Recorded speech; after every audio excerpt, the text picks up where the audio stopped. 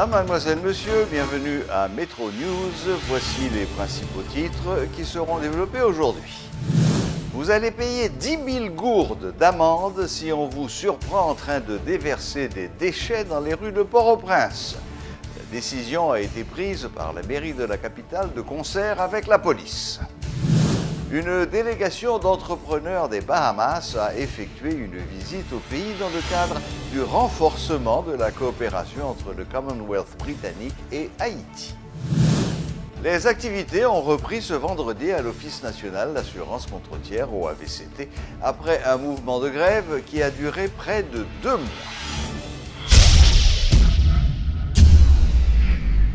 Métro News vous est apporté par Haytrack, l'esprit bâtisseur. Mobile 1, c'est plus qu'un lubrifiant.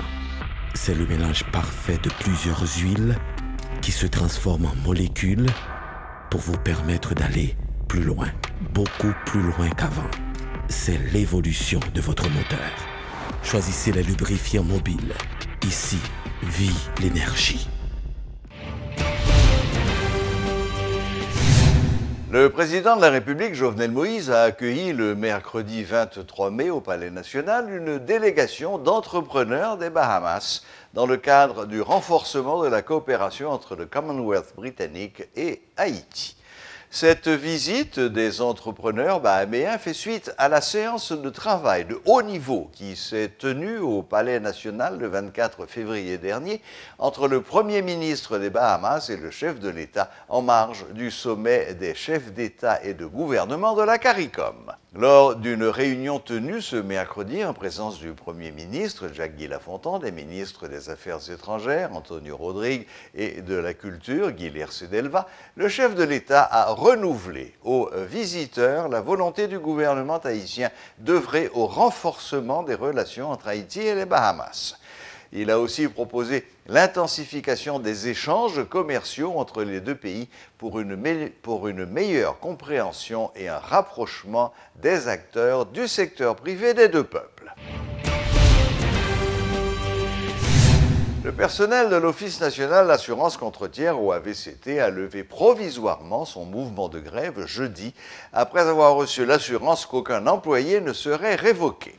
Le porte-parole du syndicat des employés, Jean-Roudy Saint-Just, explique que ces derniers sont dans l'attente de certaines garanties de la part du ministère des Finances pour annoncer la fin du mouvement. L'État a d'autres alternatives que de révoquer les employés en surnombre à l'OAVCT, affirme le porte-parole, qui rappelle que l'Office peut développer de nouveaux produits afin d'assainir les finances de l'institution. Par ailleurs, il donne l'assurance que les employés de l'OAVCT vont travailler d'arrache-pied pour résorber le retard pris dans la mise à jour des assurances. Comme on l'a dit en titre, si on vous surprend en train de déverser des détritus dans les rues de Port-au-Prince, vous allez payer une amende de 10 000 gourdes. La décision a été prise par le maire de la capitale. Des citoyens interrogés qualifient d'improvisée et d'irréfléchie cette décision de la mairie. Ces riverains estiment que certains mécanismes devraient être mis en place avant même l'adoption de cette mesure. Ils citent notamment une campagne de sensibilisation, l'installation de poubelles ainsi que l'interdiction d'entrée des assiettes en faume. Ces port-au-princiens affirment que cette décision ne va rien apporter dans la lutte contre l'insalubrité dans la capitale. Suivez ce micro-trottoir de Luxon-Saint-Ville. À Port-au-Prince, la nouvelle fait débat. Sur les trottoirs, dans les marchés comme sur les places publiques, les citoyens opinent.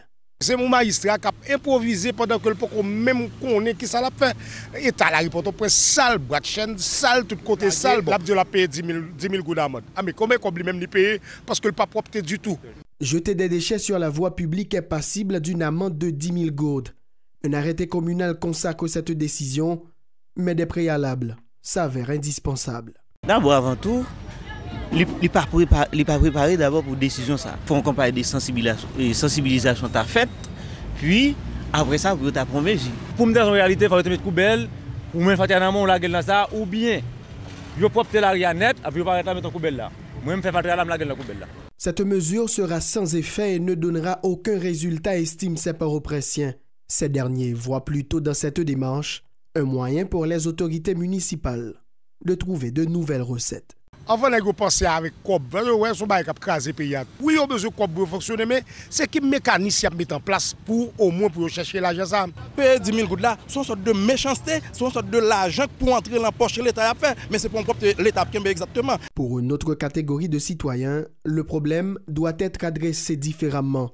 Cet homme préconise une vraie application de l'interdiction de l'importation des assiettes en forme sur le marché haïtien. Moi, je suggéré tout avec des grands commerçants qui viennent de l'étranger ou bien des républiques dominicaines avec Baraïsaro, interrompre Baraïsaro. En tout cas, la mairie de Port-au-Prince veut récupérer les détritus chez les citoyens. Une dizaine de camions et un loader sont actuellement disponibles. Martissan et Fontamara seront touchés les mercredis, samedis et dimanches, de 5h de l'après-midi à 11h du soir. La plateforme des organisations haïtiennes de défense des droits humains déplore l'absence d'une politique publique environnementale alors que le pays fait face aux conséquences des changements climatiques. Le chargé de programme de la plateforme invite les autorités à aborder le problème de l'environnement selon la réalité économique du pays afin de prendre les bonnes décisions. La plateforme a organisé ce vendredi une conférence débat sur le sujet à l'approche de la saison cyclonique. Suivez les explications de Roosevelt Jean-Félix. Nous prenons l'entrée dans la saison cyclonique. Nous estimons que c'est important pour nous garder question environnement, mais pas seulement parce que grand pile monde chaque fois regarder question environnement, question dégradation environnement, yo par rapport à question couper pied bois, c'est vrai. Question déboisement, c'est un facteur, c'est une cause de dégradation environnement, mais question couper pied bois tout, il répond à une série de besoins parce que je dis la majorité des gens qui cuit manger en d'un pays, c'est charbon de bois utilisé. Dans le dry cleaning, dans la boulangerie, la majorité c'est bois utilisé. Et dans ce sens, je pense que pour résoudre le problème, pour freiner la question de déboisement, il faut gagner d'autres sources d'énergie alternatives. Il faut que l'État lui-même est prêt à développer d'autres sources d'énergie alternatives pour résoudre le problème. Mais la question de dégradation environnementale, il est lié avec la question d'insalubrité qui gagne dans la rue. Tout le monde a constaté le jour aujourd'hui, la question FATRA. C'est le qui a dominé dans presque toute grande ville, et particulièrement dans Port-au-Prince. Chaque carrefour, chaque côté sont pile fatra. Et nous connaissons qui impact ça gagne sur la santé, qui impact ça gagne sur la vie. Dans le pays, et c'est chaque fois on l'a appelé tomber, ou qui quantité de dégâts ça a causé. Et nous pensons que l'État aujourd'hui doit prendre responsabilité dans faire une plus bonne gestion de l'environnement spatial. Moun yo aujourd'hui construit n'importe côté, moun yo bâti n'importe côté, moun yo mette par exemple de grandes constructions des usines n'importe côté sans tenir compte des conséquences environnementales ça a gagné sur l'environnement. Je pense que l'État doit prendre des mesures non seulement à assainir l'environnement, à corriger le bassin versant, à protéger l'environnement, mais en même temps à prendre des mesures par rapport à la saison cyclonique, par rapport au changement climatique, pour faire des sensibilisations sur la question de l'environnement et pour que les gens soient capables de gagner l'autre comportement par rapport à la catastrophe naturelle. Parce que la catastrophe naturelle, et par rapport à le changement climatique, ils sont capables de devenir plus violents de plus en plus. Toutes les dispositions sont déjà prises pour le bon déroulement des examens de la 9e année fondamentale. L'annonce en a été faite par les responsables du ministère de l'Éducation nationale. Ces examens se dérouleront du 11 au 13 juin prochain. De nouvelles mesures seront adoptées dans le but de mieux faciliter le déroulement des épreuves. Le directeur général du ministère, Méniol Jeune, invite tous les acteurs à les respecter. Conformément au calendrier scolaire de 2017-2018, les examens d'État se dérouleront pour la 9e année fondamentale du 11 au 13 juin, pour l'ENI, École normale instituteur, du 11 au 15 juin, pour le centre d'éducation familiale, du 11 au 15 juin, pour le baccalauréat, régulier et permanent, du 25 au 28 juin, et enfin pour la FTP, formation technique et professionnelle, du 29 juillet au 4 août. Nous voulais attirer attention tout le monde, tout acteur qui est concerné par la question ça, que consigne que nous avons gagné depuis l'année dernière là, il est maintenu, mais il a gagné des ajouts. Il a gagné un ajout là-dedans. Et nous voulons dire, porter uniforme obligatoire, porter ça, le téléphone, est complètement annulé.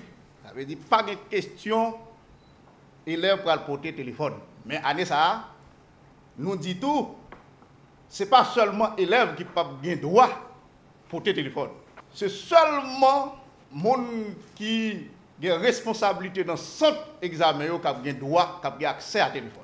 Ça veut dire ni élève, ni surveillant, ni superviseur, ils n'ont pas de droit pour porter téléphone. Tout le monde qui a intention pour induire le ministère en erreur, soit pour faire de fraude, soit pour faire des actes qui sont liés à ça, la corruption, à ça, les magouilles, eh bien, le ministère de l'Éducation nationale prend de mesures très sérieuses contre tous les actes. La Fondation Digicel a contribué à la formation de plus de 2000 professeurs et construit 176 écoles depuis 2007, révèle sa présidente et sa directrice exécutive. Invités à la rubrique Le Point ce vendredi, Josépha Gauthier et Sophia Stransky ont donné l'assurance que la compagnie de téléphonie mobile allait poursuivre son action dans ce domaine. Suivez les explications de Josépha Gauthier, présidente de la Fondation Digicel, et Sophia Stransky, directrice exécutive qui présentait ce mardi matin la 2e édition du programme Combit pour changement. Dans la Fondation, nous avons 4 piliers. Une, c'est construction de l'école. Côté, nous pas commencer de l'école, mais vraiment nous aller dans l'école qui existe, mais qui n'a pas d'infrastructure. Et nous faisons construction pour eux. Et deuxième pilier, vraiment, c'est formation et développement professionnel. Nous connaissons qu'un pile professeur qui est en salle de classe actuellement, pas de formation, il n'est pas certifié pour professeur et directeur et tout. So, nous avons un programme, côté nous travaillons avec eux, un programme avec enseignants qui dure 18 mois. Nous faisons 3 semaines avec eux dans le camp Péréan, côté nous travaillons sur différentes matières. Et puis, les formateurs suivent sur le terrain pendant une période de 18 mois. Enseignant ça aussi, enseignant du privé ou du public? Il y a différents. Nous avons l'école communautaire qui est avec nous, nous avons l'école nationale qui est avec nous, nous avons l'école privée qui est avec nous. Nous avons plus que 2000 professeurs que nous travaillons avec eux depuis le lancement. Nous venons lancer 2e édition.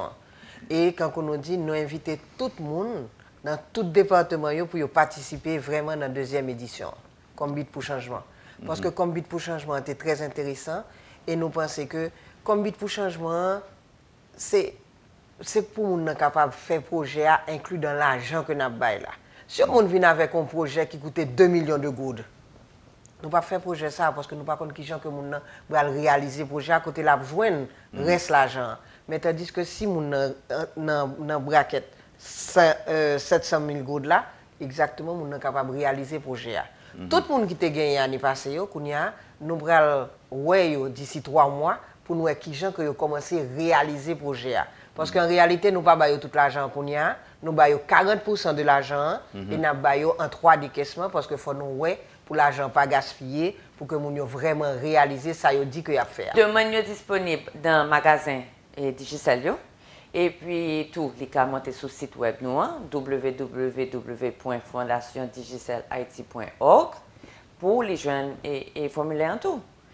Les remplir, il y a 2-3 pièces que vous demandez accompagner, les voir pour nous dans la fondation et puis les beaux. Mais il faut le faire tout ça avant le 8 août parce que c'est délai en ça.